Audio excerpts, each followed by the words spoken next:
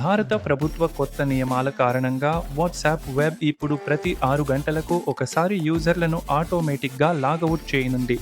ఇది ఎందుకు జరుగుతోంది?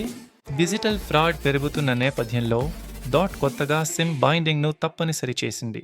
అంటే వాట్సాప్ వెబ్ యాక్సెస్ చేసే పీసీ, మొబైల్, సిమ్ ఇవన్నీ ఒకే యూజర్కి చెందినవిగానే ఉండాలి. ఇప్పటి వరకు వాట్సాప్ వెబ్ ఒకసారి లాగిన్ చేస్తే రోజంతా యాక్టివ్గా ఉండేది. కానీ రాబోయే రోజుల్లో ప్రతి 6 గంటలకు మళ్ళీ క్యూఆర్ కోడ్ స్కాన్ చేసి లాగిన్ అవ్వాలి. ఇది ఆఫీస్ పనిచేసే వాళ్ళకి లేదా రోజు పొడవునా వాట్సాప్ వెబ్ ఉపయోగించే వాళ్ళకి కొంత అసౌకర్యం కలిగించొచ్చు. ఇది కేవలం వాట్సాప్ మాత్రమే కాదు, అన్ని ఓటీటీ మెసేజింగ్ ప్లాట్ఫారంలు ఈ నియమాన్ని 90 రోజుల్లో పాటించాలి.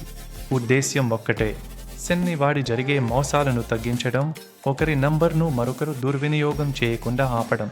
కొత్త మార్పులు మొదట్లో ఇబ్బందిగా అనిపించవచ్చు, కానీ సెక్యూరిటీ పరంగా చూస్తే ఇవి అవసరమైన అప్డేట్లే అని నిపుణులు చెబుతున్నారు.